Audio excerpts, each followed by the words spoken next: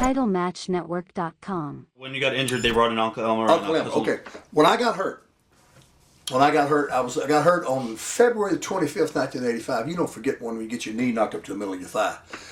And I was in San Diego at the Sharp Cabrillo Hospital out there, and I had to have all that reconstructive stuff. Well, not reconstructive, but just things pulled back and stretched and all that, and the pins in my legs, and blah blah blah, and pins and whatnot.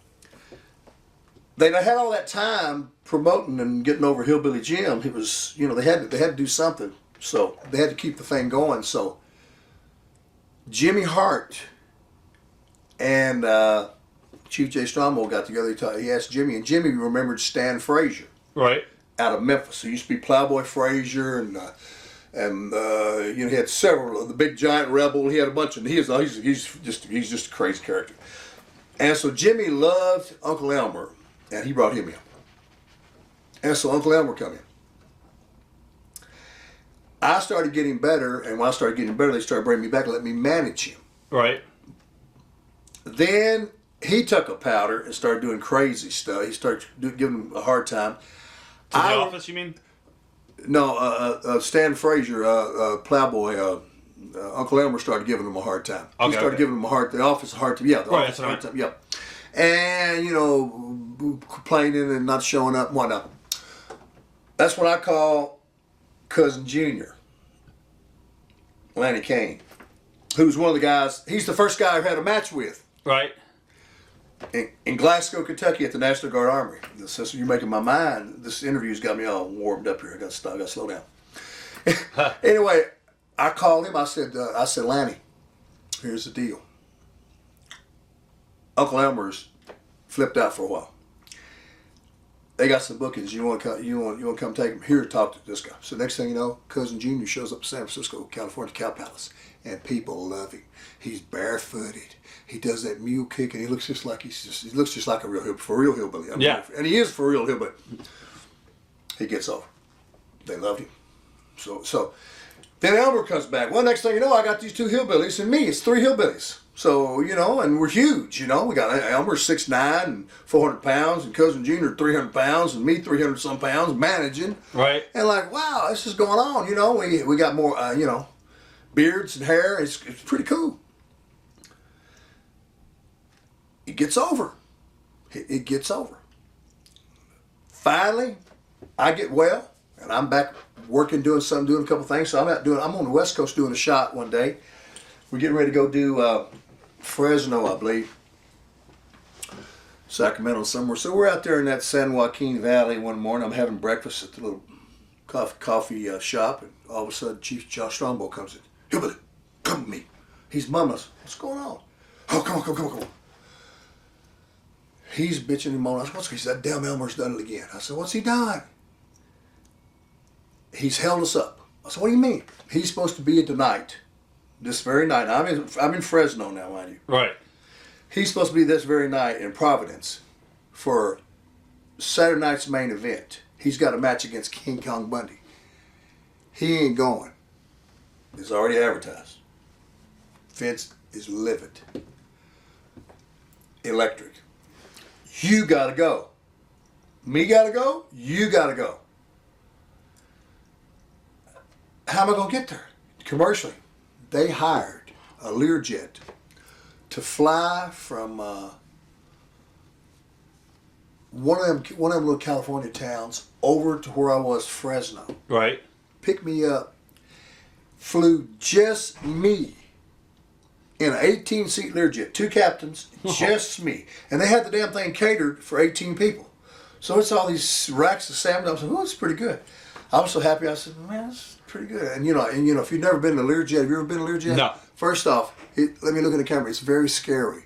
Because, a regular jet takes off like this. Learjets don't do that. They fire off, and as soon as they get to going good, they lay straight back and go straight up into the air. Because you're like 20,000 feet higher than commercial jets. You can see commercial jets going underneath you because they go so fast, right? So we're flying along. And I could tell it. You know when you're flying and you know you're going fast, you can just feel it fast. It ain't like a smooth. Right. You just feel you're ripping the sky. But I'm like, man, I'm high, and I can see commercial jets way down below me. So I'm flying along, and one of the captains says, "Hey, you must be a pretty important guy." And I'm sitting back there going, "Me?" He said, "Yeah." He said, "You must be a pretty important guy." I says, "Why you say?" He says, "Wow." He says, "Just flying you over here by yourself." I said, "How much does it cost to fly me?" He says, $27,000. Now remember, this is in the 80s, brother. This is in the 80s. It cost $20-some thousand. I think it was 27 to fly me, just me. From there, well, when we get in range of Providence, right even before we start landing, I start putting on my gear because I'm going to have to go right to the arena because it's Saturday night's main event. Because it's they're 3 hours ahead of us, right? Right. So I get on everything on. I get my knees fixed up, and I get my boots on, my knee pads, and I'm sitting there in my my wrestling tights, and all I gotta do is just slide my overalls on. Yeah. So as soon as we land, I slide my overalls on. I get them on. I'm getting ready to get it because I want to go right in there to the limousine's waiting right there. I walk right down out of the thing, man, in the limousine. I said, brother, could you pull around the corner? I said, I think I got to take a leak somewhere. I said, before we go. I said, before you take me to the arena. He said, no, just take your time. He said, don't worry about it. I said, no, I need to get there. He says, don't worry about it. He said, I'm to take you to the hotel. I said, brother, I got to be at the Providence Civic Center. The dude looked around over the corner. He says, Uncle Elmer showed up.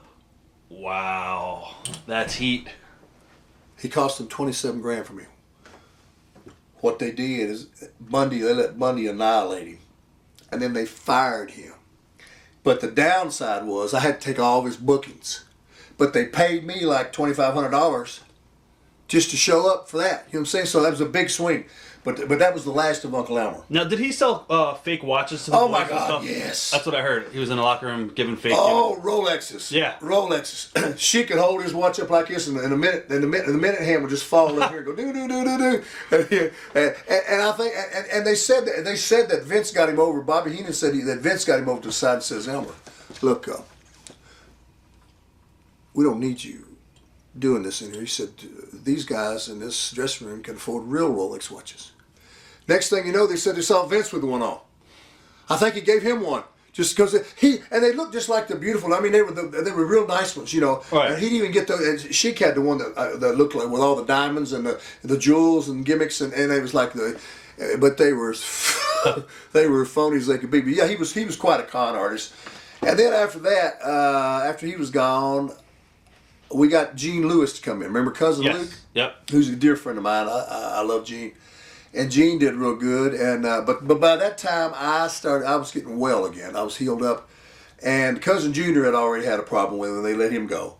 So now it was just down to me and Gene. And we did that for a while. And then eventually, they just started booking me and stopped booking Gene. TitleMatchNetwork.com